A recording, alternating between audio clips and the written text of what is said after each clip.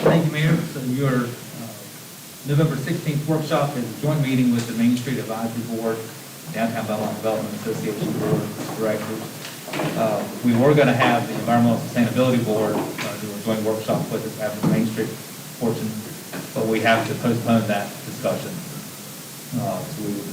So today's workshop is a joint meeting with the Main Street Board to talk about kind of the work that the Main Street Board has been doing, the work they would like to do. They have a work plan they submitted to the state, and I believe to you for approval. And so we wanted to have an opportunity for both boards to meet and talk about what the Main Street Board is doing, what the Main Street program is doing, making sure that they're doing what you want them to do, make sure they're not doing something you don't want them to do, and make sure that everybody's on the same page for our downtown. And so before we get into that, though, just housekeeping, since we're in a new building, if you need to, restrooms are through those double doors and to the left. Emergency exits here, so we're good. We will eventually have the PowerPoint on both of these screens here. Hopefully for the December council meeting, we'll have them on all the screens. Seth could not meet his tight deadline, so he got his 2 lashes earlier today. And then the schedule for the December workshop is Monday, December the 21st. That's the Monday of Christmas week. I don't have anything scheduled right now for that. I don't know if you want to meet then or if you just want to take that off and we'll just reconvene back in January. We'll have our regular December council meeting, which I believe is December the 6th, first Monday of December. And then we'll just skip the workshop then. Does that sound? 7th, December 7th will be the regular council meeting. No, we won't have a workshop then, if that's okay. And then we'll just go to the January council meeting and of course the retreat in January. So we're sending out the dates for that as well. Okay. So with that, I'd like to introduce the board members and give you a presentation. I would. So Mayor, Council, thank you all for allowing us to come in and as Adrian said, meet with y'all. I've been here a little about 2.5 years, and to my knowledge, Adrian didn't allow us to do this the last 2 years, so shame on him. So we've been excited about I think this. it's finally ready. So we've been excited about actually coming and having, we've heard about workshops, and I know that Angela had met with a lot of our committee members, and Jim and Mark had mentioned, well, how come the Main Street doesn't have a workshop? And so we thought, well, we do need to have a workshop with council, so this is a great opportunity for us. So I would like to introduce our board members that are here. Angela Street is our chairwoman, and then Elizabeth Simcox is our treasurer, and then Emily Rudisill is our board member and the chair of our design committee, and Caroline Shepard is on our board and serves on a couple of the committees, and we have our new board member, Mr. Kevin Kraus, and we have 2 board members that we're going to live stream in. That was Sister Nancy Nats and Seth Sharon, and we had 2 vacancies. And so I know that Jamie, we had I think 6 applicants for joining the board, and we're getting those scheduled for you, and then hopefully we'll get 2 new committee board members and committee members in the very near future. So.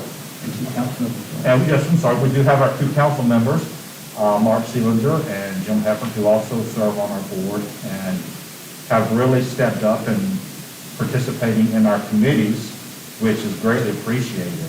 I know that says a lot to have y'all actively engaged and involved in our committees, in our monthly meetings. And so I know I can speak on behalf, I see a head shaking, that's greatly appreciated by our committee members. So as Adrian said, each year, and you probably are aware of this, we develop an annual work plan. This is our 2020 work plan. Staff from the North Carolina Main Street Center come in, work with us in developing our annual work plan. So we're at that time, again, for us to start developing our work plan for 2021. So this is really great timing for us to actually have a workshop with you to make sure that we can get on the same page with you in moving forward to develop our next work plan. So, as you know, we operate around 4 standing committees: design, organization, promotion, and economic vitality. And I talked about the work plan. And so this is crucial for all of our committees working together. And once again, we were accredited by North Carolina and the National Main Street Center, and so we were happy to get that accreditation once again. So each year we develop economic strategies to really be the primary focus for our 4 operating committees each year, to really hone in on the task that that follow those strategic economic development strategies. So these were our strategies from last year. So we will be working on additional strategies for our 2021 work plan, and then those strategies will help us to develop our specific task under each one of our 4 operating committees. And so, well, before we kind of dive in, I would like to say our strategies last year really focused on our businesses and business recruitment. And, you know, we report annual statistics every year.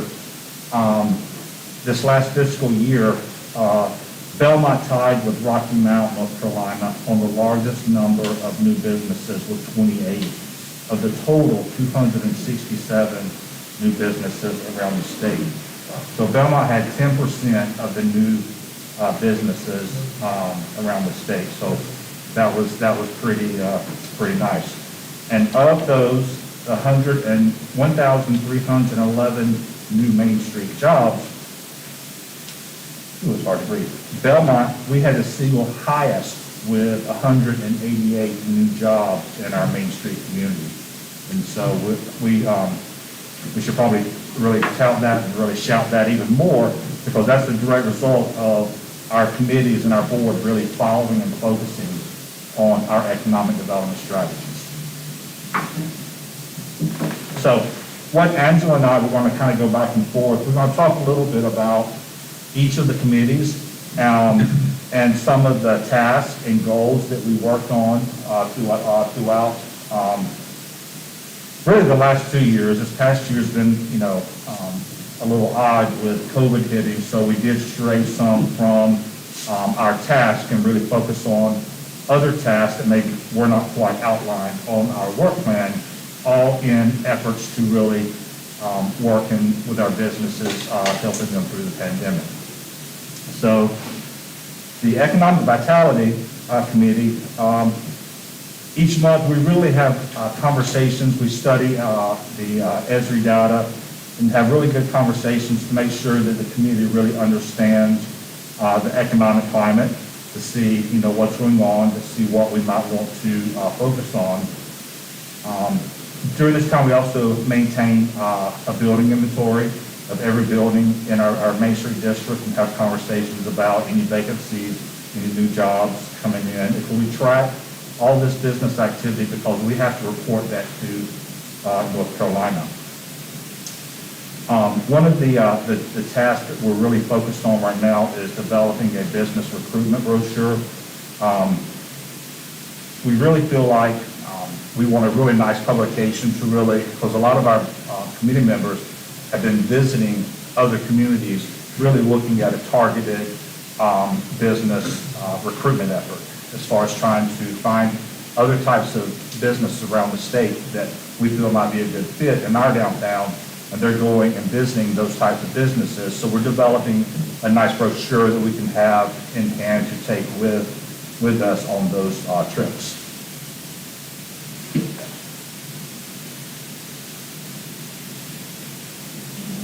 So our design committee, Emily chairs, and feel free to type in, Emily. Sure. So the design committee, just to kind of backtrack for a second, just to orient you, it enhances its mission, how it supports the mission is to enhance the physical and visual assets that set our commercial district, our downtown district apart. And so this could involve, you know, projects relating to the buildings themselves, to display, the streetscape, signage, enhancing public spaces that exist, or activating underutilized spaces. So those are kind of the scope of the work that can fall under design committee. And some of our past and current work as it relates to public art, and there'll be more that we've done than can actually be covered. So I'm just trying to highlight the things that maybe you weren't aware of, because I know there's a lot that you are aware of. So just to remind you, Echo Blooms Art Tents was one of those projects. Again, the focus being to kind of not only beautify the area, but draw attention to our newly leased parking down in that spot. And it also kind of activated kind of some community pride involving the Belmont school children. And we're currently working on a project that would replace that, since that art is fading a little bit now. And again, going back and working with even more of the schools in the area to replace that art. The other public thing relating to public art that I wanted to highlight was, that's for community work that's sort of focused on children and families. We also have done like a free public art moderated panel discussion where we were able to, through our connections in our community, we have someone from the museum who was able to connect us with the Whitewater Center, and we utilized our own Lewis Gallery for our local business. And got the artist who had done the Lights installation, which is running again this year, to do an art panel, moderated art panel discussion, which we were really proud of. And that sort of, reached public art in a different sort of segment of the community that was already invested in art. The Art Wrap initiative was something that was more broadly to appeal to the community. So again, sort of beautifying those things that are a necessary part of our streetscape, making them interesting. And what we did to kind of elevate the project is we did a call to artists in North and South Carolina for submissions kind of in a contest form. And we gave them some themes that related to the history of those different districts. And in the selection process, we activated the community by using social media surveys with some of the selected art to say, give us your input, what you like. We went on a Red, White, and Belmont festival, had a tent, and let people just literally check the art that they like. And we took all that public input in creating the selections of what you'll see and do see now up in our district. So we were really happy for that. It has some interesting things, and I think the goal being to kind of like sort of educate people to all different kinds of art and exposure to all different sources. So that is also going to be something that we're developing the history part further when we do the tour on the Belmont Go app. We're also currently partnering with the city on a Trains on Main project. And you'll see those as well. They're already installed some artistic reasons. Jamie could speak about that. That's a third thing. But we partnered with Jamie in trying to help bring, history and some other elements to that to life. The Belmont Go app, we've kind of talked about, and I'll talk about the History Walk and the Belmont Go app as two things. The same thing. The History Walk actually, you guys probably remember that, the folks that were here at the time. So that, basically, we took that project on because we wanted, part of the design committee is to help preserve our historic buildings because they're so important to the character of our downtown. And that's vital to the vitality of our downtown. So in doing so, we said, well, how do you make people care about buildings? Well, you give them some emotional context. So we interviewed our residents, and we talked about stories that happened based around these structures. And so when people take the history walk, which is available on the Belmont Go app that you guys approved as a part of that project,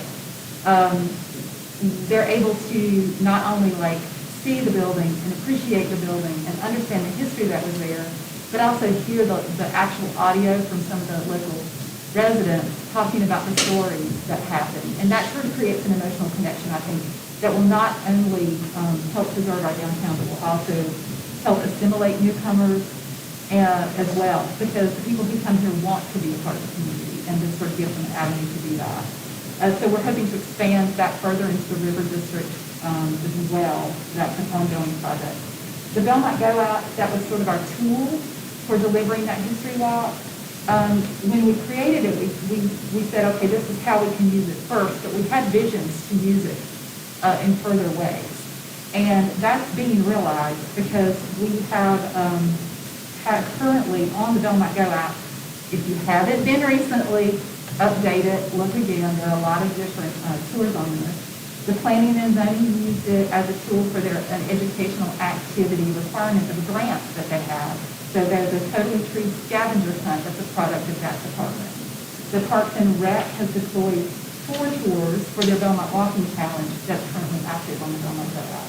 Our design committee is also doing, as I mentioned before, the Trains on Main tour. That's actively, it's not up yet, but that's in the works actively, as well as a public art tour that'll focus our box art wraps as well as other public art in downtown.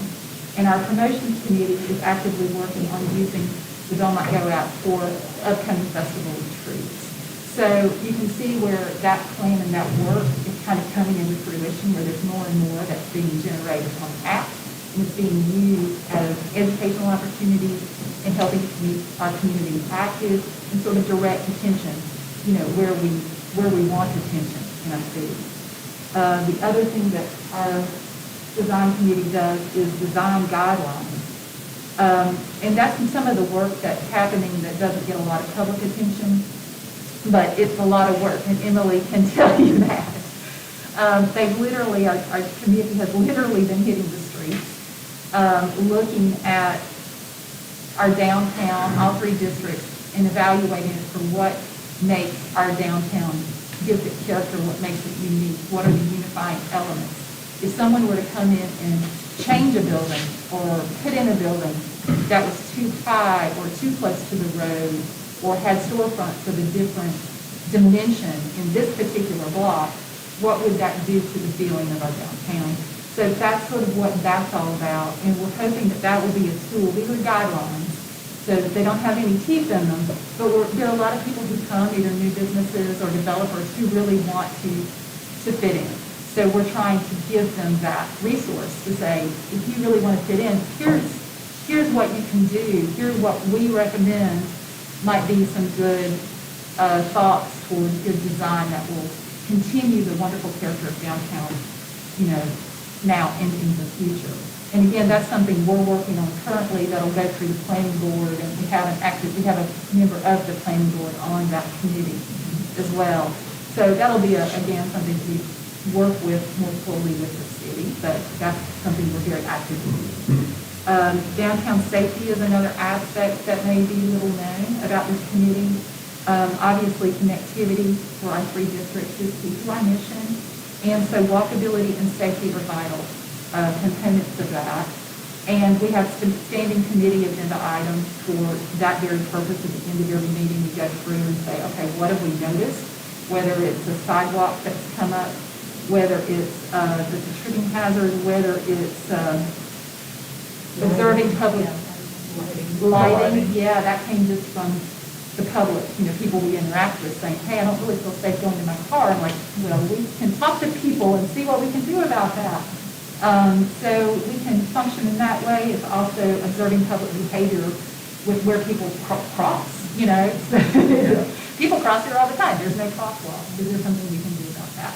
So that's just some, things that we do. We also would, we're also here to be support.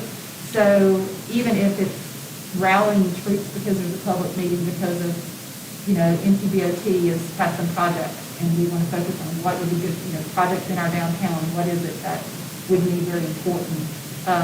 We want to help there as well. So those are some of those things. And I'm sure there's more, and you can ask questions about all the other projects you know about. Do you know how many downloads you're famous for Belmont Go Out? I haven't checked that in quite some time, but we should. Yeah, we should.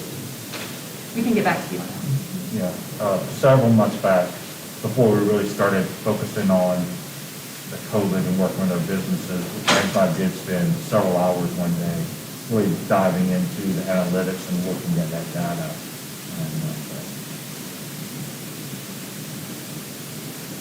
Next is promotion.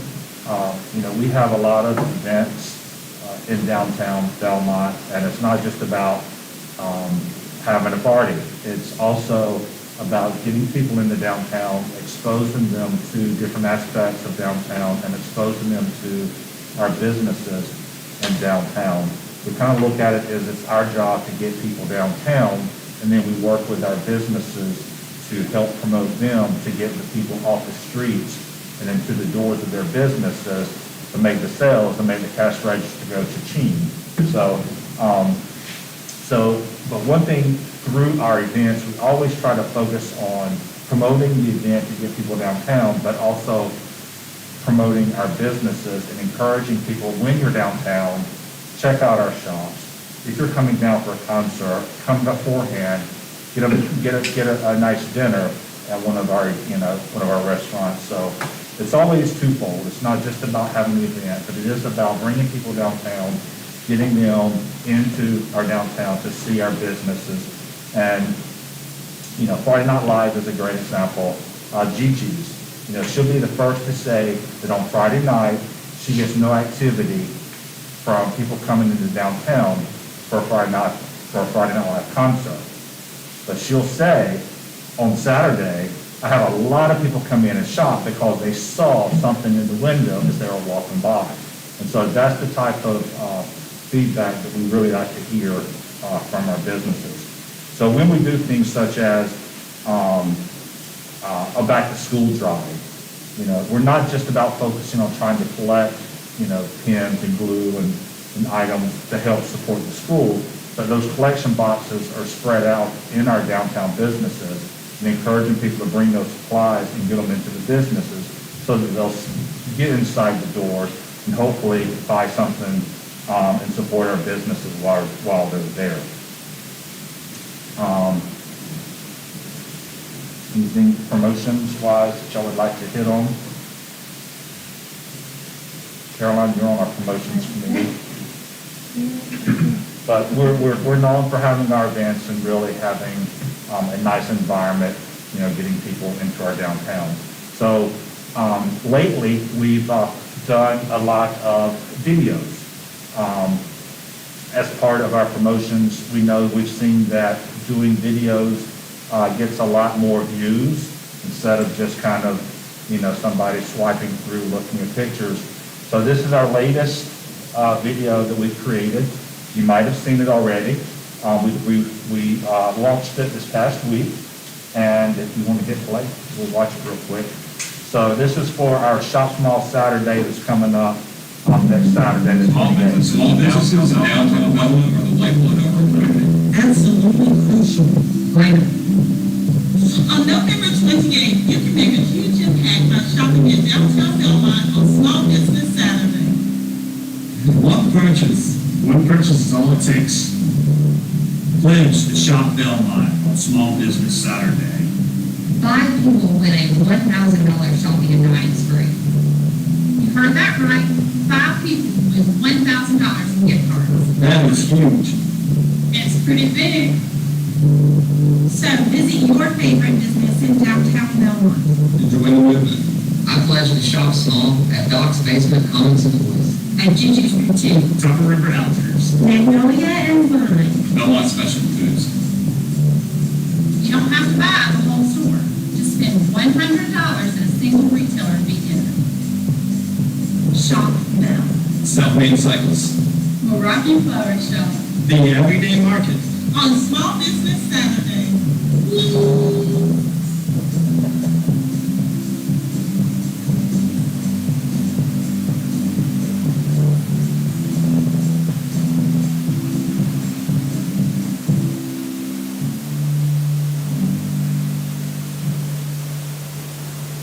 So this was our latest video that was created for retail promotion. And that's something that we've talked about, really wanted to do more of, is retail promotion, because we do have a lot of events, we do a lot of social media, but we do want to do a lot more retail promotion to support our businesses downtown. So I think we've had over 20,000 views already on this advertisement, and we've got a lot of great feedback from it, and our businesses are extremely excited and appreciative of the support that we're throwing their way by doing, because we, during the COVID, when we had donations, we, over the last 5-6 months, we have been going around and purchasing gift cards from our businesses.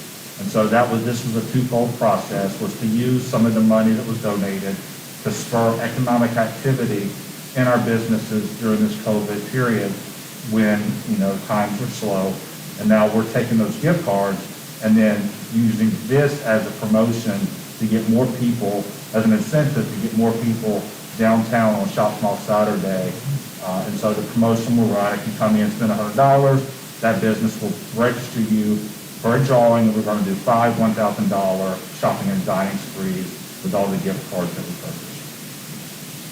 So, yeah.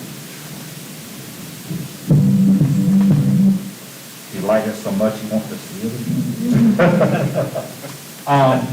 So the organization aspect is all about planning for the success of our downtown.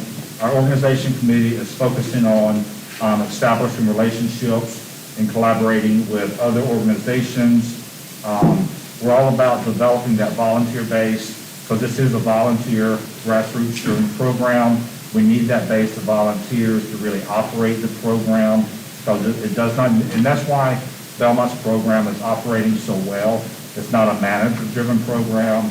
It's not a top-down. It's a grassroots, big group of volunteers working together through the 4 points and operating on these tasks, and that's why we're seeing great results, because it is a grassroots driven program. So the organization is really focused on writing grants, researching grants over the last 2 months. A couple of the grants that we recently, through the Department of Commerce, we got a $25,000 grant to support Jekyll and Hyde whenever they were restoring that building. So that was a significant grant that we were able to secure and work with that business. I know that our organization committee has been researching other grants, has been pushing grants to Emily, to her committee, to research and to explore. And so they've done a really good job at looking at additional resources to bring to the table. One area that they're focusing on now is in the exploratory mode, evaluating the current boundaries of the district.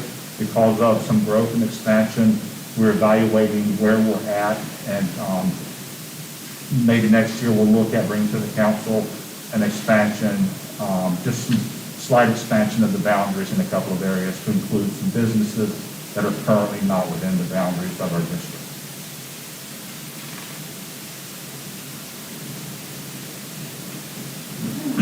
Keep the lights on. This was not on our work plan, just saying. So in the spring, in the face of the pandemic, we were able to partner and support the city in trying to do what we could to head off the effects of the coronavirus and COVID-19 in our community. So we started out by doing an awareness video that would focus attention on, we have such a great community, and they do care, and they love their downtown. We wanted to just sort of focus attention to say, remember, the businesses downtown, these are small and different businesses, and a lot of them are your friends and neighbors. So we wanted a video that brought attention to the plight and gave them a way to help, because we knew they would want to. So the city put up a website that listed like how the businesses were reacting. Like they had Facebook pages, their websites, all this kind of stuff was in one place, so it would be easy for the community to do what was going to be natural for them, which is to still want to shop in their favorite places, but how you do it when everything's closing down. So we gave them that sort of help to answer that question, and then we followed it up with a signed video to kind of help create some community unity, which was already there, but we wanted to lift the spirit. And we also, in doing that, created a Downtown Belmont Business Relief Fund through the BBVA, and created a website, actually, for the TBVA to kind of be a vehicle for that. And that was very successful. We were able to again, the community's incredible, and help support the plight of our downtown businesses. We were able to turn that into PPE at the time when some of the PPE and the sourcing was a little difficult. And of course, that wasn't anything our businesses had budgeted for. So we were able to do that, and then we followed that up with even a smaller video for the distribution of the PPE, which our volunteers did. You'll see Liz in so many of those pictures. But in that video, we were, again, thanking the community, so encouraging that community unity. And we're also giving that message to people that, downtown Belmont is prepared. If you're comfortable going out to shop, they'll have masks, they're going to have hand sanitizer, it's going to be, we're trying to do everything we can to make it a safe environment. So there was that subtle message coming through that video. And then our alfresco dining was a bit of inspiration by Phil here. So that was obviously when restaurants could open up, being able to give our restaurants the opportunity to operate at a fuller capacity was incredibly important. And the community, it's important for the people that really, really wanted to dine out, but wanted a different option for that. So, it checked a lot of boxes. I think it helped a lot of people. And I'm really, really proud, and I will say this out, for all of the volunteers and all the people in the city, what the council approved. I'm just so proud of everybody in our city, the residents. I mean, kids were doing sidewalk chalk. It was, it's just wonderful to see. I think that Belmont really came through, that everyone came through to shine. And for this organization in particular, I just think it shows that we're able to mobilize quickly. And we can apply some ingenuity when we need to, when everything else goes out the window. We can be a good resource to help generate public awareness, and we will be there when it counts the most. So that's what this discussion is about, is trying to be there and find out what counts the most. And so that was just a little bit of some things that this volunteer-driven program has worked on over the last year and a half, 2 years. And we could not list everything. We'd be here all night. But in getting ready for developing our 2021 work plan, we thought this would be a great opportunity for us to really have a conversation with you, the council, on getting feedback on the current things that we're working on, our tasks, because we definitely, the things that you like or the things that you think are great for the city, we really want to work on those and ramp up those efforts. Are there areas, focus areas or goals that you feel like that we may want to also start looking at to include in our work plan with the growth of the city? There's a lot going on. We want to be a resource to help you and collaborate and work together. So we're open for feedback and suggestions from each of you. I just want to compliment you and your group for what you've done for the city. Everybody I've talked to that comes to visit Belmont is just so thrilled to be a part of the community, welcoming, and they really enjoy themselves here. And that's the most important thing we have going to being a friendly town. I think that's very important. But you've done a heck of a job. The whole committee's done a heck of a job. And I appreciate that. Thank you. Thank you.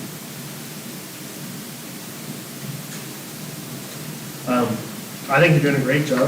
It looks like the numbers back it up. one piece of criticism, it's not criticism, but when you're looking at some of the businesses downtown that are driving a lot of traffic, they're not always featured in the videos. They're less sexy, like the veterinarian office or the dry cleaners. And I'm sure the dry cleaners, I can't imagine that they're having a very good year. And it doesn't seem like they fit into retail, it doesn't seem like they fit into restaurants, but they probably, like, throughout a typical year, drive more people in the downtown area than a lot of the other businesses combined. Because people are just sitting around there. I don't know if there's a way to include some of those kind of off businesses to try and I don't know, maybe it's out of our realm of possibilities, but that's one of the things I noticed was some of the businesses around town, out of the district too, just kind of get left out. And so I just wanted to mention that to you.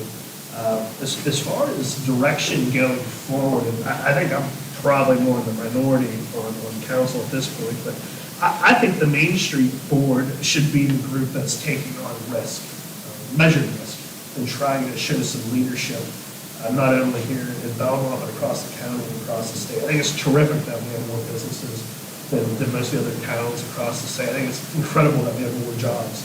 And I think that's through leadership. And my favorite example is those wayfinding signs that we just got smashed on for years. And I remember people walk up through the street to me and complain, saying, "Oh, show me where the post office is. It's on this sign." And now you see, 6 years later, Gastonia do it. And now Cramerton's doing it. And it's like, we can sit on our hands and wait a decade, and then we can follow everybody else, or we can continue to take the risk of being a leader in small town development, economic development. And really, if people aren't complaining, I think they're playing it too safe. And so I would like to see you continue to, and I know it gets abusive out there sometimes, but I'd like to see you continue taking measured risks, looking for events, activities, products, whatever you can do that somebody else isn't doing. Show leadership. I think that ultimately will keep Belmont unique and ahead of the curve. And so if I can support you in those types of things, that would be good. And I think there's little trains all over town that are pretty cool. Is that part of your group? It was Jamie's idea, but we've given some significant assistance. And the rat box, like all that stuff's just sticking out. You can really see everything coming together. It's very cool. Thank you. Well, thank you for that feedback. I will say that, I mentioned the videos are catching on, and one thing that our promotions committee and our economic vitality committee have had several conversations around creating different types of videos. And so the conversation is maybe next year, which will probably be one of our tasks, is, but we do have a lot of different service businesses that get no attention. So what we're looking at doing is creating videos kind of targeting different types of businesses, so that we are supporting all our businesses downtown. And then Ryan, I think to your point, what I've noticed is that we have really strong support here in Belmont for our committee members and board members to attend the North Carolina Main Street conferences. And many of us went in March, the day before the pandemic hit. We were 800 people in a conference center in New Bern. And then many of us participated recently in an online Zoom conference all day in all of our committee areas, and I find them to be terrific because we get so many great ideas that we can modify, and I think that helps us kind of say, wow, this is what we saw here, we can do it better, and we're going to try this. And so that's a very, very useful part of the learning process for us, I think. And we're all the time, whenever we travel somewhere, we're texting or emailing each other, like, what a great idea, we need to think about this, how can we do that? So I'm with you, I like us being ahead of the curve and being inspired, and thank you for that support. And we take texts at 8 o'clock on a Saturday night. If you see something really cool, go ahead and send it.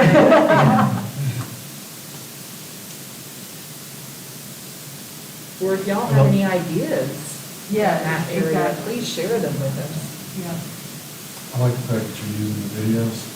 I brought this up before for the city website, just to use videos there to highlight things in Belmont, because I think it's accurate. I've seen it a couple of times that you hold people's attention, streaming brief.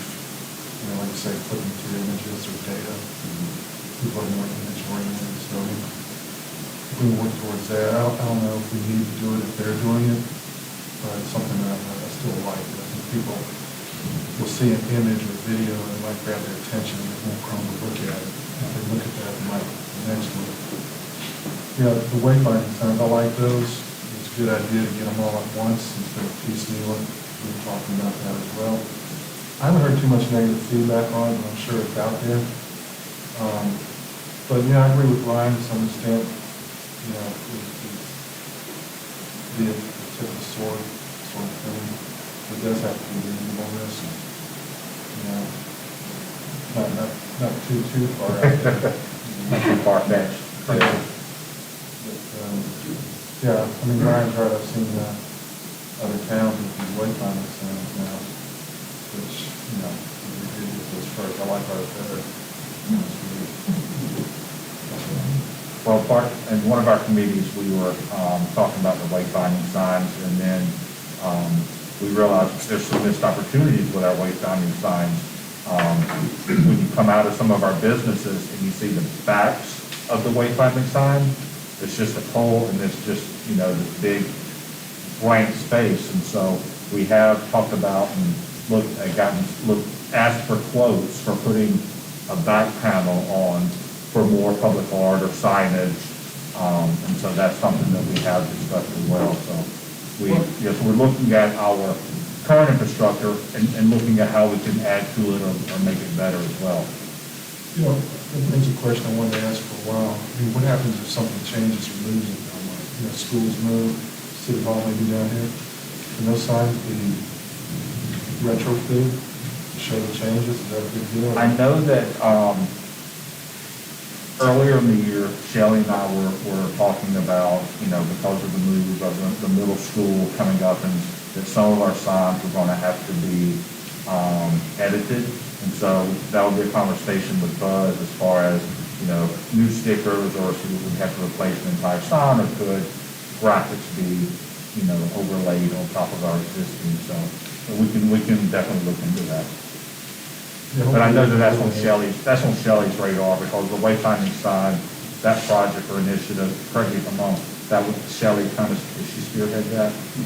But I do know she's aware of that, because we were looking at getting some quotes for the CIP, if we didn't know if we would include that in the CIP, or that would just be looked at, you know, being budgeted for next year. But that is on our radar.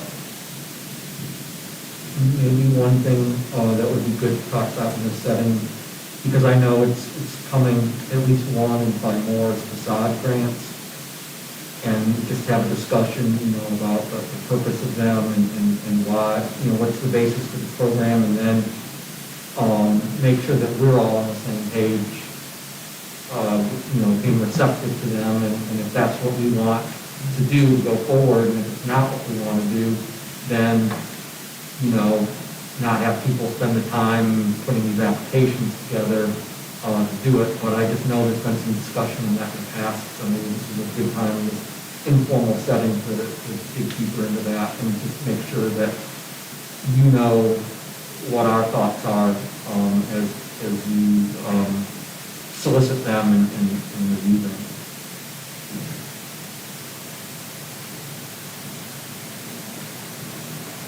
No, I think that's a great point of topic to talk about. I know that depending on the project, the scope, you know, some have been in favor, some not. But so I don't know if that would definitely be. I mean, the Main Street Design Committee and this board is all about improving, you know, downtown, the aesthetics, the look, the public spaces, the buildings, the streetscape.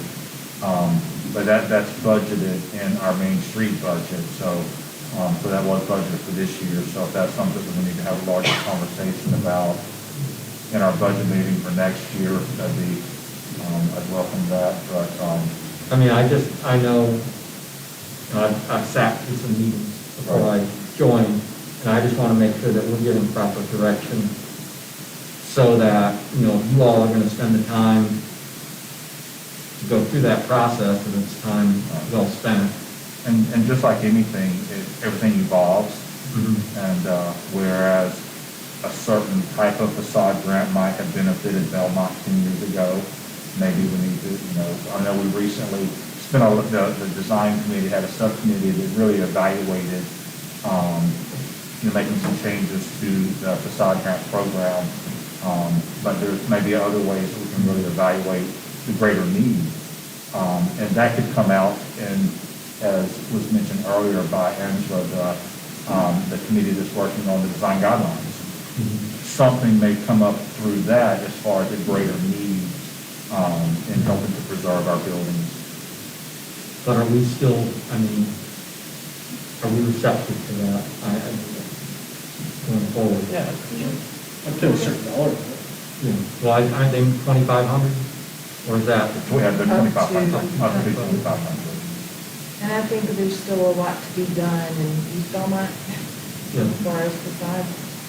Well, there's one on, wait, correct? Yeah. Correct. Yeah. Yeah, so we have a board meeting, so this last week, we had a facade grant application come through the design committee, and it is a building here in the River District, and so that'll go before the board Thursday, and then potentially city council at your next meeting to look at. Sorry.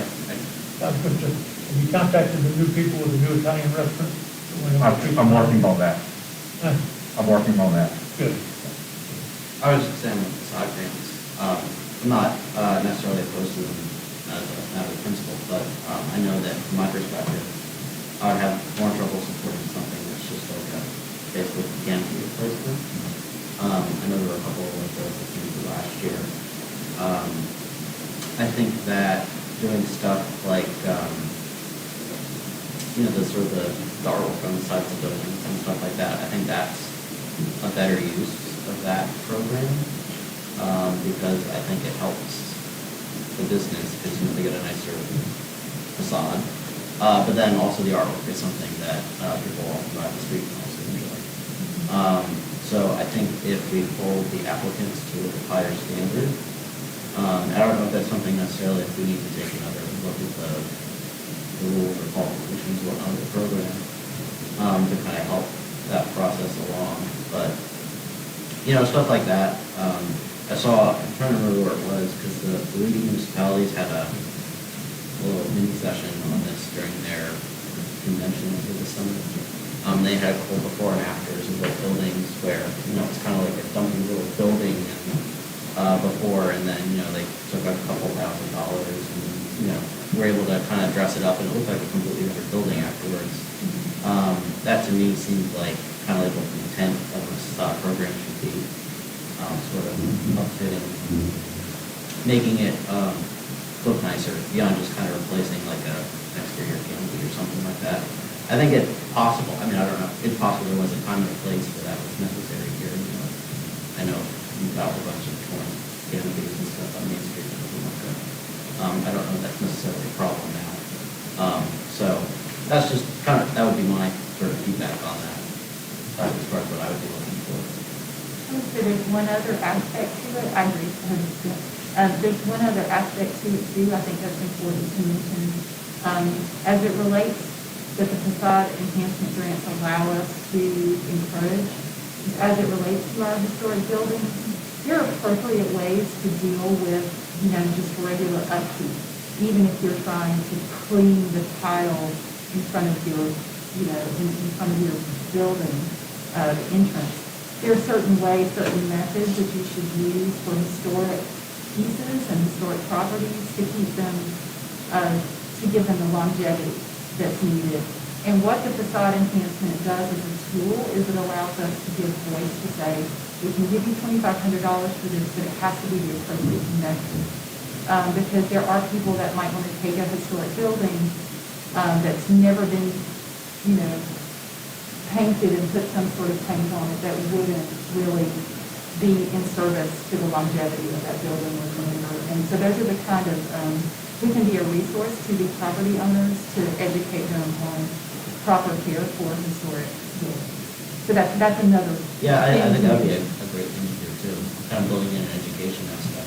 Yes, and having that sort of say, I know this might be a little more expensive to do this, but we're giving you we would give you $2,500 to cover that so that you're doing the appropriate things. So that historic building stays in tip-top shape just the way it needs to for as long as possible.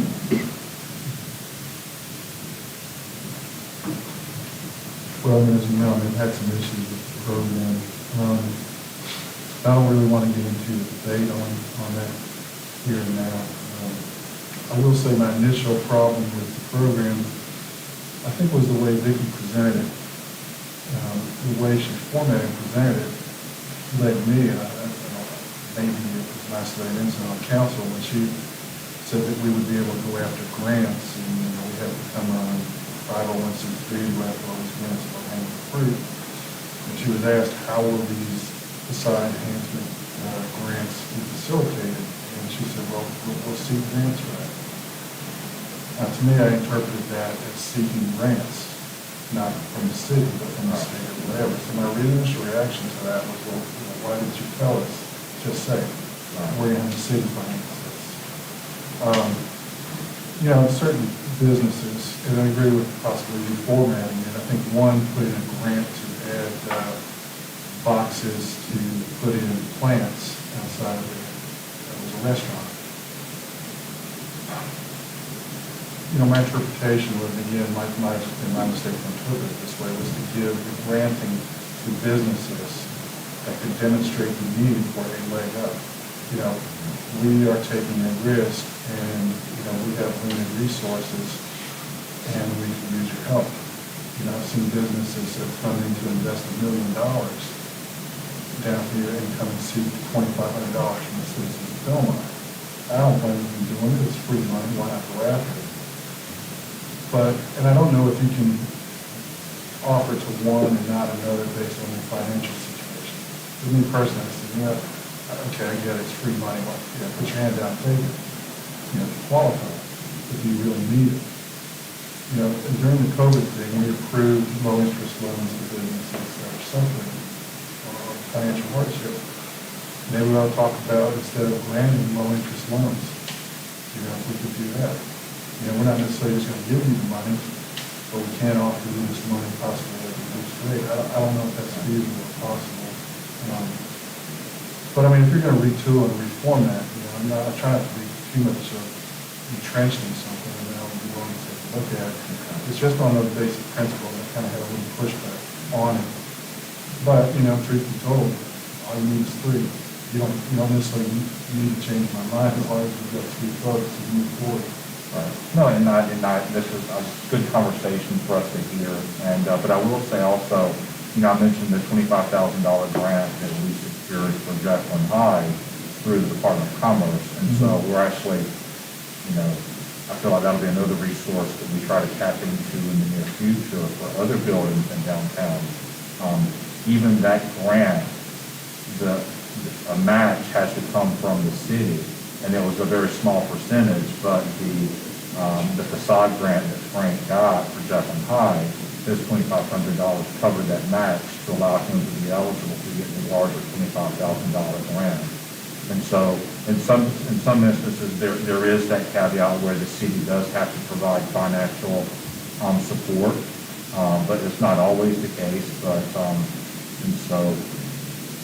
Let me throw this out there. I don't know if Mark was an inspiration or not, but I like architecture and I like our old buildings. So, a grant to me to put plants up or a torn canopy. I would rather see it say, we have old buildings. This building is in structural need. I could use some assistance to work on the structure, maintain the structure, so it's generationally available to everyone. I would like to, if you could target it more toward maybe something like that, or make that part of it. I would, I'd be more inclined to support that because that's more permanent. Canopy's got a life of I don't know how long before it's faded and useless. Or plants, I really died on the vine long forgotten, but, if we can maintain the structural integrity through this program of our buildings, to me, that has more value to transfer the money from the citizens to private business. That's a little more solid. And I appreciate, and I agree with what you're saying. On the reverse side, the one thing that I do like about our facade grant, covering the cost of a canopy is, the caveat is, there's no lettering, no branding, no logos on the canopy. And so for me, that makes for a cleaner look, a cleaner streetscape. And so if we pulled that away, then every business is going to have this massive logo or, on their canopy. And to me, that, do I know? They look like Gatlinburg. Yeah, and so to me, that's one thing I really like about downtown Belmont. We do have a couple of canopies that have a logo, but those are starting to fade out because a lot of the businesses have applied for grants. Yes, some have been just for the canopy replacement. Some have been for a larger scope of work, inclusive of the facade of the placement of canopy. But we have that carrot to say, no business logo, no name, no nothing on the canopy. And so, like I said, that keeps for a well-maintained streetscape look. So that's, if I can, throw in one thing, good thing about it, it does keep the streetscape nice and clean. I don't want to dominate the conversation, but I still have a question for you. I mean, so we're using that as a carrot to entice conformity in appearance? Meaning we want all the canopies to be non-logo. I get it, that's what we're doing. If you see one that's faded, you actively go to that business and say, we can help you replace it. No, we're not actively doing that. I get that. I do like the uniform look as well. You're talking about extending boundaries and that kind of thing.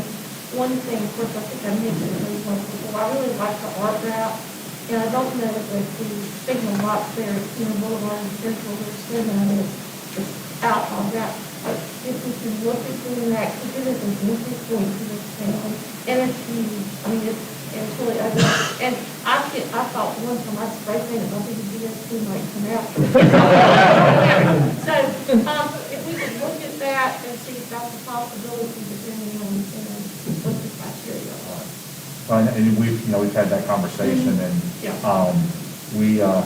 it took about a year to get final approval from DOT on. We've been working on this vinyl art wrap on a year now, well over a year, and so it took a lot to get final approval, but I really like it. It does. Yeah, looks good. It looks great.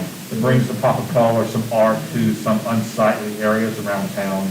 And so, but we also were able to support some artists during the COVID by, writing them a check. And so the whole process, like Angela outlined, was community involvement, community feedback, community input.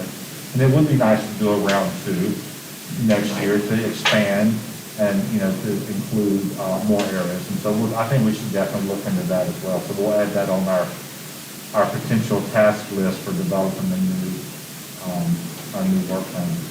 Just don't play rap music with rap boxes.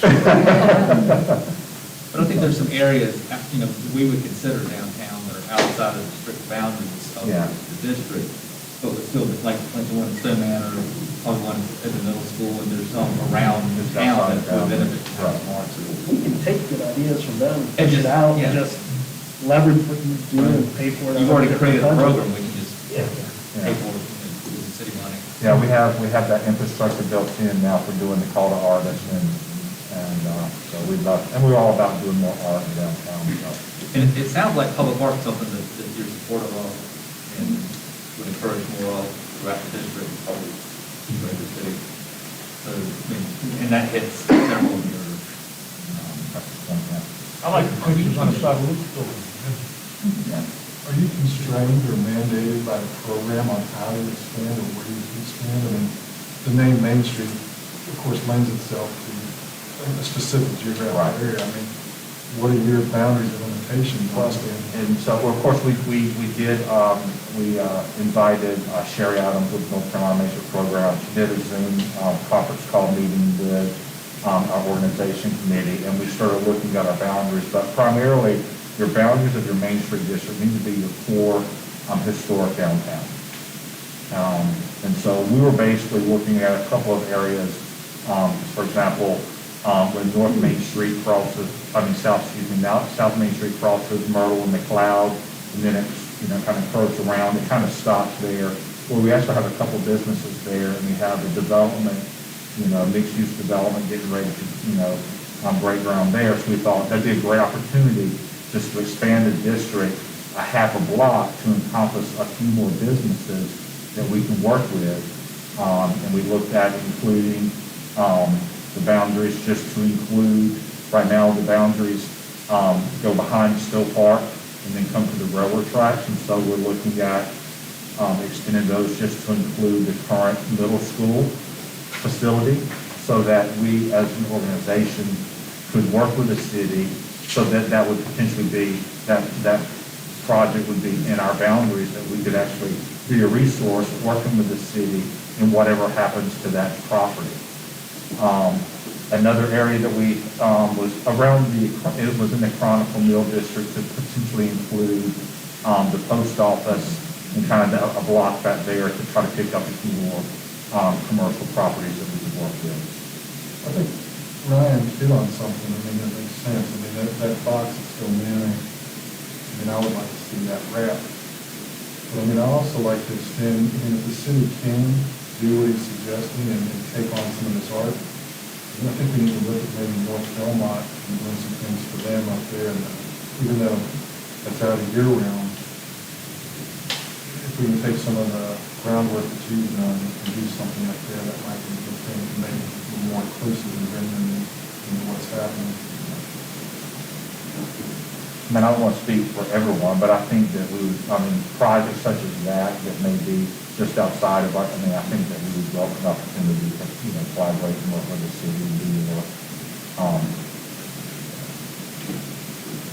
Did Jay ever get his dog bar approved up in North Carolina?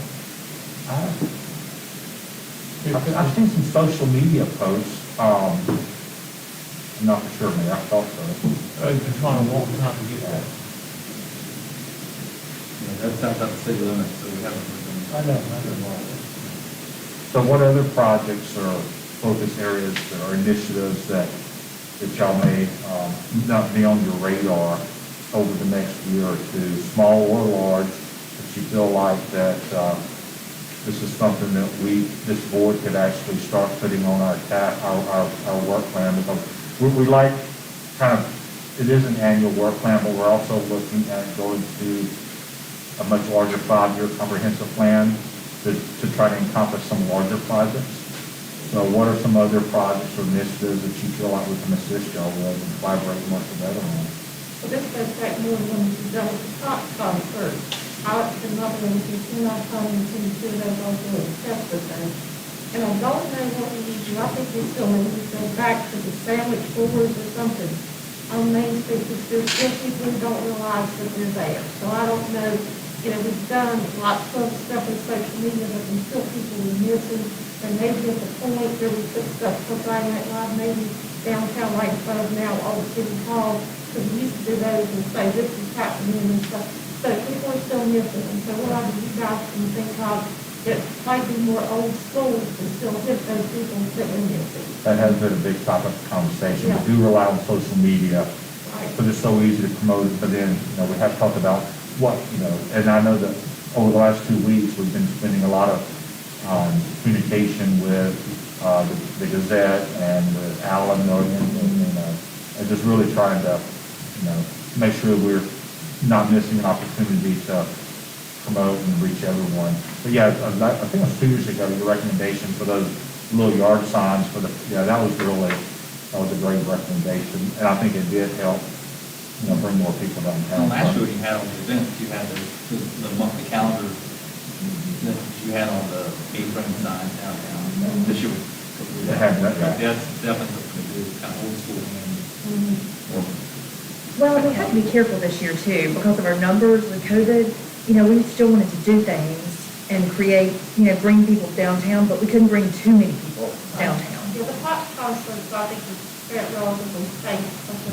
Exactly. Yeah, people were not, it wasn't too bad. Does it make sense to keep doing the Al Fresco dining? Well, this was something I know that Jim had mentioned in one of our board meetings, 2 or 3 months back, several months back. So we communicated with our restaurants and our businesses downtown to try to gauge the interest.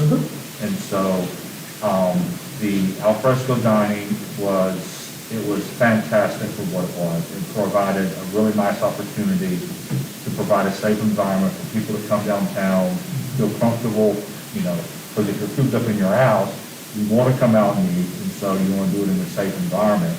So that really benefited some of our businesses. It truly benefited the station, Old Stone, and Sammons.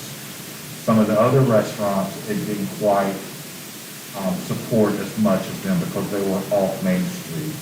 And so in communicating internally, we wanted to try to, we loved the idea, but we wanted it to be fair for all of our businesses. We wanted all of our businesses to prosper and not just a couple of the ones just on Main Street.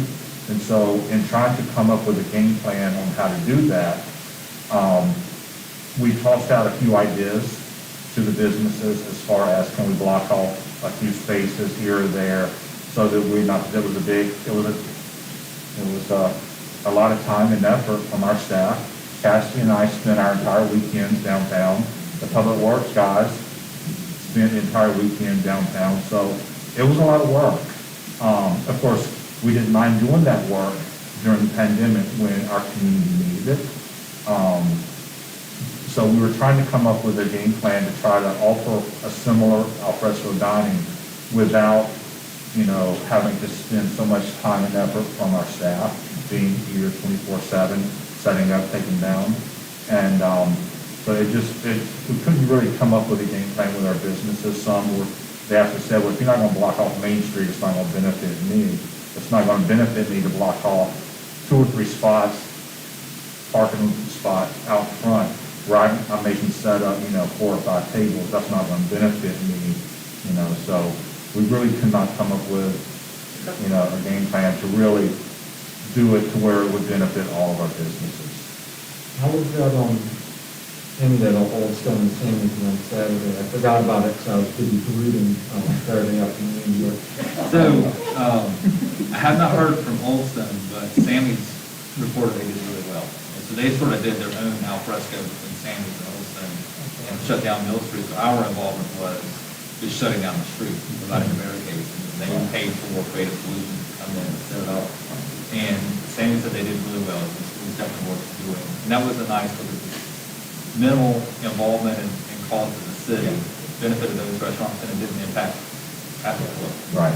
And so on Friday, David and Bill's team, Public Works, they blocked off the streets. They went home. They didn't have to be there Friday night to take it down, Saturday to set it back up and take it down. So basically they were on time. They were parking on Friday, set it up, went home. Monday morning they came back and cleaned up. Now, the police, I can't speak for them. I know that the police, they actually, were there patrolling and manning, the sections. But and that was part of the conversation with the restaurants. John and asked if we wanted to do our own with the city, support it. And I said, I definitely think we would put together a proposal and send it to us. Let me ask you, I think I heard the alfresco dining with the city involvement. Although people like it, it's logistically, it's not a winner. Well, it was a winner for what it was during the pandemic. And during good weather. Yeah, It's during good getting ready to weather. take a major turn. We live downtown and we eat downtown all the time, but we chose not to sit outside at Old Stone this weekend because it was starting to cool off. So it's one thing to even be a little bit hot, and sit outside, but most of us aren't going to sit outside in 40, 45 degree weather and eat dinner. So I just think that the weather's going to do us in more than anything else, over the next few months. Personally, I like the dining alfresco downtown. I thought it was kind of cool. I don't know if we can incorporate it or if it'd be wise to incorporate it to a concert in the park kind of thing. Kind of like that. I've always liked the idea of alfresco with music, right, somewhere. But I know You know, for David, Public Works, police and all that, pretty heavy lift.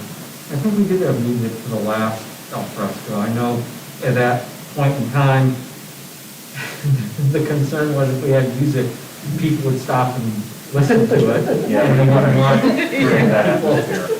all And so, together. Rich, I just want to follow back, it was a very popular event. It was just, it took its toll on the staff, every Friday and Saturday, you know, working all day, all night. So, but what we have talked about lately is, in our promotions committee, we were talking about what other type of retail promotion in the spring could we do for our businesses. And so we were looking at something where it would be once a month, like, you know, second Saturday, you know, for, you know, 4 or 5 months in a row. So, you know, I think that we would be receptive to doing like an al fresco, like the first Friday or the second Saturday for a period of time, just not every Friday and Saturday for, you know, so if it became a special, a significant event, you know, once a month, to where something that people could look forward to. I was just thinking like twice a year, you know, just make a, because if you could sit outside and eat and have some drinks and there's some music going on, like just walk off that whole parking lot back there and set it all up and like a festival. Yeah. Just different. So I like drinking outside. Yeah, I would. That's the patio, right? So it's not off the radar, and so I think we're open to explore other ways to where we can do it and not be so taxing on our staff, and it would benefit a larger group of our businesses instead of just a few right on Main Street. You know, I don't know if it's viable or not, the suggestion might be South Point ROTC. I know they're always looking for, they require public service hours. It might take some of the lift off Public Works, and you might be able to rally those guys to unfold tables and chairs and help y'all put them back. You know, scout troops need it, but you need older scouts, ROTC, that's high school level kids. You know, so I don't know if there's a liability issue or anything, but that's a possible resource. Well, we're all the time looking for volunteers, so. So public art's interesting to me, but I don't know what I don't know. So is there, like, do you have a list of public art things from, like, I know we wrapped the box, but like statues to, like, I don't, what, is there something that we can look at and see what we might think would work here? I think there's, I mean, we had, in the state of Louisiana, we had a really big percent art program where any state-owned building or facility, new construction or renovation, if that construction budget exceeded a certain threshold, then 1% of that budget went back into public art. And so that could be murals, it could have been a statue out front, it could have been the architects hiring a artist to help design the light fixtures or terrazzo flooring. So there was, some communities have a public art program where they may have a permanent, and this is something I think that I would love to get to, where you have a permanent base for a sculpture. So if we had a permanent base in Stowe Park, and we did a call to artists, and allowed artists to submit a proposal, and we paid them $5,000 or $10,000 fee to construct the art, and that public sculpture is there for a year or 2 years or however long in our agreement. But then there's also a price tag for someone to purchase that. And then it's kind of like a rotating program where you're constantly having a new piece of sculpture come in, you know, in your community. So there's all types of ways you can do public art. I don't want to do statues, no statues. Because you get a business, put up statues, it's like sooner or later you're in the business. We'll call them sculptures and not statues, how about that? But, so, with the rec center, we're hoping to incorporate the Boulevard, and with this facility, we're finishing up a mural on the second floor to tell the story of Belmont, you can check out. It's beautiful. And so we're hoping to do some more of that, and then there's a space out here, the circle outside of the door, we'd like to put some art in.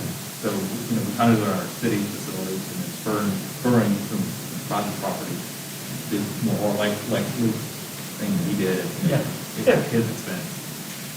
But yeah, I mean, that's something, public art, I think is great. and tractors. Yeah, you can run the garage off. Yeah, I just, if you have some ideas or something, because like I said, I don't know what I don't know, except for just visiting towns. Like Park City is one of my favorite towns, and they have like a cool miner, like statue. And where I grew up, there's a lot of cool miner statues in different parts. You can really tell a lot of history about the community by the statues that you have. So I think Yank looks so nice there in the park. If you had other like places like that where people could kind of just check them out and walk around. Well, public art isn't cheap, and so we just had our yearly North Carolina Main Street design specific training, which Liz was referring to, we did online this year. And I came out of that and said, Phil, can you please contact your people at the state level and ask what other towns are doing to fund? Because even for a mural, you're looking at thousands of dollars that a facade grant can help, but it's not going to pay for all of it at the quality that we want for our city. So I'm interested to see how other towns are doing it, because public art has become, this past year, more of a topic and interest and excitement around it that I've seen. So if y'all have ideas or have heard of other places that are funding it a certain way, that would be fantastic, because we have a lot of ideas. What did you say? I missed it. I think I heard it. Where you're from, they have coal miner statues? Yeah. See, not to overly praise Brian this evening, but it's a good idea, because to me, that ties in, we don't have coal mining. We've got a rich rail and cotton history, so, a conductor or, a mill family or a mill person in the appropriate area might not be a bad idea for historic. I imagine they're expensive. Well, and I know that, and one thing in our, I like that idea. That's a good idea. in our design committee, the sub-art committee, we talked about trying to, early on, work more with the developers, with Chronicle Mill, when they were doing their presentation, they talked about, having some public art as part of that development, and we thought that, and I know that Angela immediately, I think, reached out to Jennifer, but there was a conversation that we would love to work with, the developers of Chronicle Mill, on public art, and so we see that as another opportunity, to work with developers that are interested in incorporating public art, in their development. I like that. Maybe everyone do it. That would be a fun deal. No, think it well. Are there any other projects out there that's coming down the pipe or initiatives that you see where we would be an asset or a resource that we want to look at as far as adding some tasks to our work plan? Well, let me bring up one thing, because I know there was some confusion about it a few months ago, related to the dog park. And again, I think this is a good idea that we're all here, we can get on the same page. I just know there was some jurisdictional confusion as to you all's efforts vis-a-vis the Parks and Rec Board, and whose task is what. So maybe, we can give some direction on that, along the lines of my understanding is this is sort of, what you all are doing is a lot like what was done with Davis Park, or some of these other, with Rocky Branch Park, some of these other initiatives where we are trying to raise private funds to bring this project to fruition perhaps sooner than it might otherwise have been consummated. I just, that seems like another thing that I know you all have had some activities with it, and I think even recently, wasn't there's something even this past weekend, or is that? We had a virtual. Again, I was gonna do it, but I was too busy. We'll You can still still take your donate. donation. Yes, well, the dog park was actually initiated through the design committee on one of our work plans in 3 or 4 years 2018. ago. Or was it, yeah, 17. Yeah. We, in January, we sat down and talked about what could we do, what does the community need as far as this physical spaces. Part of the design committee, as I mentioned before, is sort of looking at underutilized spaces and making them functional. The whole idea being to make your downtown functional and bring people into downtown.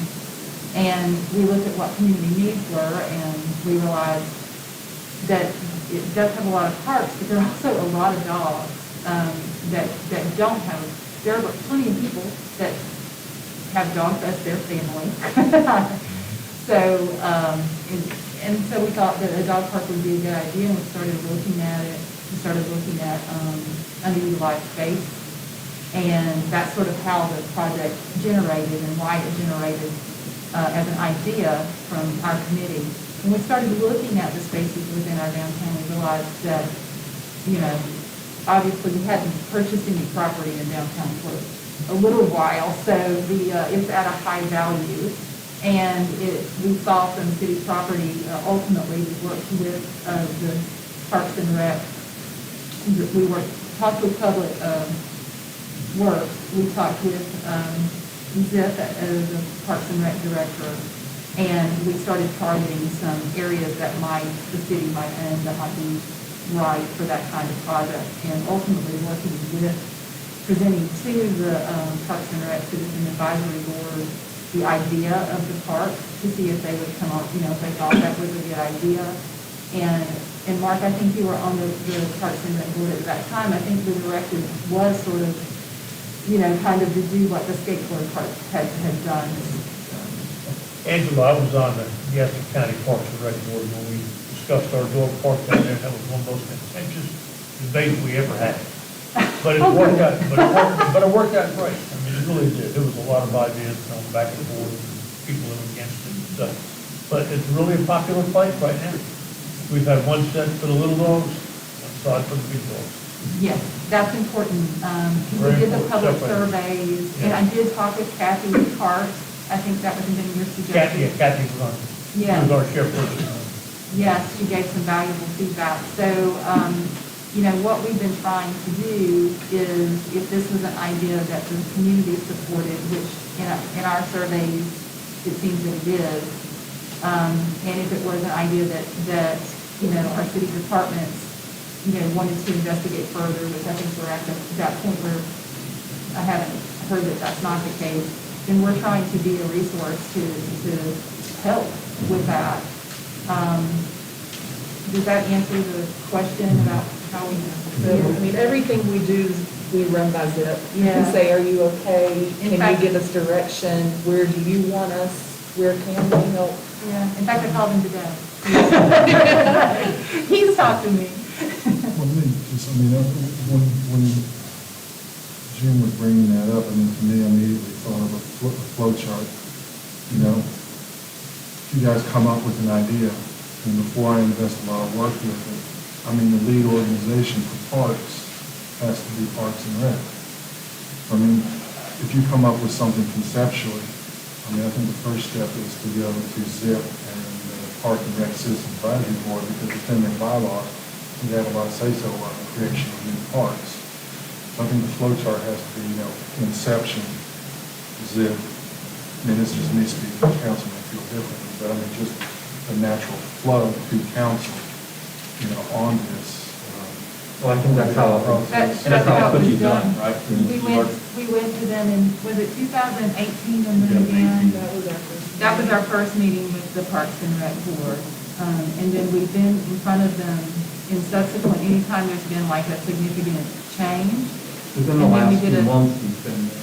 Yes, we have. So we are trying to use those processes, but we like to be informed, so we wanted to do a little bit. I mean, in fact, the first meeting that we had was the first thing that Zip said, I think, was, is there public support for it? So yeah, we've been kind of communicating with him and then going in front of the board as well, along the way, to do it in the right way. I think we just end up being, because we're fundraising, I think we end up being the more visible face of it at this point. But we're just trying to support the process.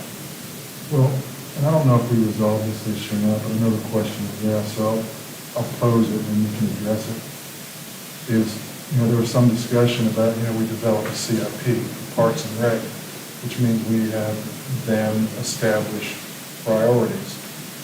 Okay, so what happens is someone, wants to help with a bike park. Someone wants to help with, tennis courts. So I guess the question is, how do we handle that? We put a policy in place. I mean, on one side of the coin, we have clearly identified priorities through a process that has said, this is what our staff in the city and the residents have said, this is how we would like these done, supported financially, et cetera. Okay, but then the other side of the coin is someone come out, I'll just use the term out of the blue, willing to finance part of, a good portion of a project that may be here on the CIP. Okay, so those funds bring it up to here. Okay, so, I struggle with that a little bit because, on one hand, I say, okay, we need to take advantage of the money, the finances, makes sense to do that. The other side of the coin is, well, we have a process in place that's had clearly identified needs already, and this need was placed down here for whatever reason, but because of the availability or infusion of funds, it was down here. I don't know, do we look at that one by one as a one-off, or do we need to put a policy in place? Because, it messes up the flow, so to speak. I don't know how we deal with that. Me personally, I've kind of wrestled with that. So the city council addressed this in October of 2019, I believe. Okay, like I said, my memory may not serve. Yeah. So we had the same conversation then, but it was about Rocky Branch Park. And the council decided that, yes, you had the CIP projects, you had the list of items, but if there were non-city money brought to the table for a project, the council would consider that on a case-by-case basis. Okay. Just like you did with the Davis Park tennis court. That was not high on the list. And then Leanna was able to raise money, and that brought it to the top of the list for that year. So the council's on record as saying that you do have this process in place that we've used for several years on the CIP, but if somebody's willing to bring private money or donations or grants, then the council would consider them, so that you wouldn't have to wait. Like Rocky Branch Park has raised tens of thousands of dollars for that project, but it's not in the top, without looking at it, it's not the top 5 projects, we'll say. So we're not going to make them wait and turn down those grants until we knock off the top projects. So your own record is saying you'll consider it on a case-by-case basis. If you don't want to do that and you just want to strictly follow the order on the projects, then we can do that as well. Okay, well, again, my apologies. I knew we discussed it, but I wasn't able to tell where we landed on that.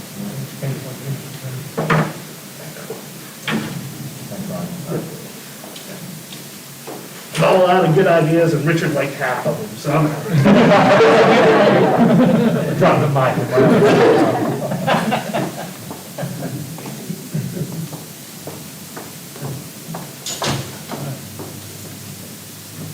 Thank you very much. Thank you for Thank you. supporting us. So what I'm hearing is continued support for the Main Street program. I know it's been controversial at times, but continued support from the council for the program. And we want to keep moving Belmont forward, focusing on our downtown and supporting the various programs of the Main Street program. Looking at public art and supporting our existing businesses, looking at some events more like the al fresco, maybe not the traditional, in addition to probably the traditional Parks and Rec festival, doing some other things that really support the businesses, and not being kind of locked into what's going on right around us, but really shoot high and just keep increasing the gap between Belmont and some of its neighbors. Yeah. Also, I think it's a good idea to have these check-ins at least like once a year or so. I think the Main Street program, probably more than any, is one of the more energetic advisory boards. Actually, these interviews now, each of their subcommittees just does. So I think it's a good idea to kind of have like communication again. I think at least the big projects are. And we can cover everything, but and then just kind of get what needs to be. It makes things more efficient. Yes. Because that way, if there's not support, people don't waste their time spinning their wheels about something that only to find out that mountain, is what we're looking for. Right, yeah, keep everybody rowing in the same direction. Thank you for that comment, I'll pay you that $20 later. So, really, so I mentioned to Adrian, September, October every year would be more ideal opportunity for our board to sit down with council, because really, November is when we really should be scheduling our work plan development with the state, Main Street program, so we're a little bit behind, because we were trying to get this scheduled with y'all, but we wanted, we saw the value in having this conversation before we move forward with developing our work plan, so I'll be looking at trying to annually get on, September or October work plan with the council, so that in November we can move forward with the state and developing our work plan. Anything else? Did you want to show your video? We do have one other item that we'd like to show with our marketing and branding. Martha and Richard is be on the screen behind you, so y'all may want to turn around. So, you guys approved last year the branding contract, and it included a promotional video, also these nice branding guides that we have, that outlines the process that was gone through. This was probably about a 10-month process, thanks to Phil and Kathy and Angela that were on our committee. So go through this process. So you've seen the brand. We are implementing it in different ways around town. You see it in banners that are going up. But this is something that we have created as well.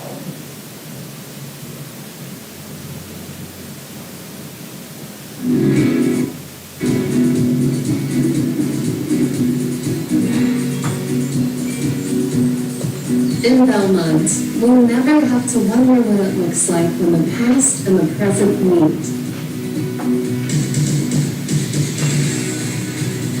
Because here, centuries of tradition influence modern innovation every day.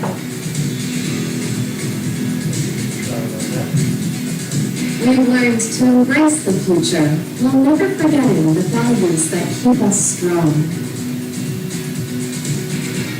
Every corner of our community marks the intersection of craftsmanship and creativity. And the spirit of exploration might lead you to a scenic adventure or down a vibrant street. In Belmont, we refuse to believe that work can't be playful or that our dreams are out of reach.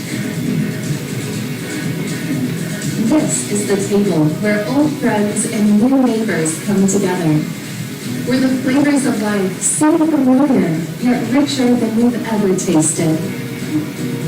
In Belmont, we know that the fabric of life gets brighter and more beautiful with the addition of each new thread.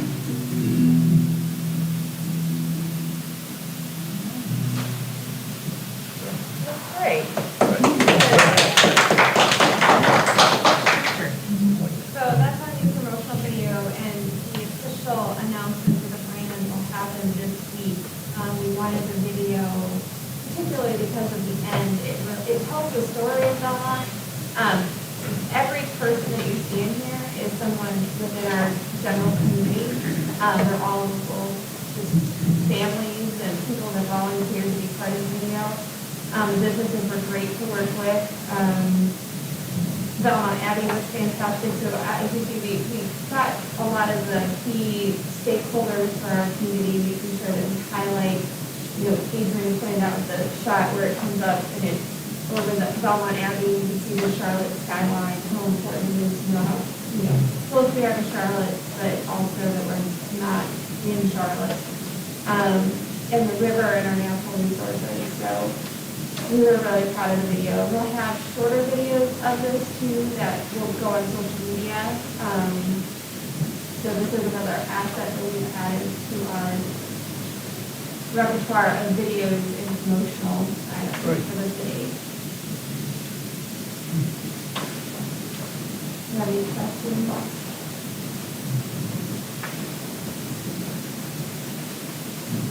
And that's all we have for this workshop, so thank you for We're glad to get that video wrapped up, so we can show that to you at a meeting. Thank you for your time, board members. They did not lose. So, Mayor, we're free to adjourn. You just gavel us out. Thank you. Looked at the other day. Yeah, I think there were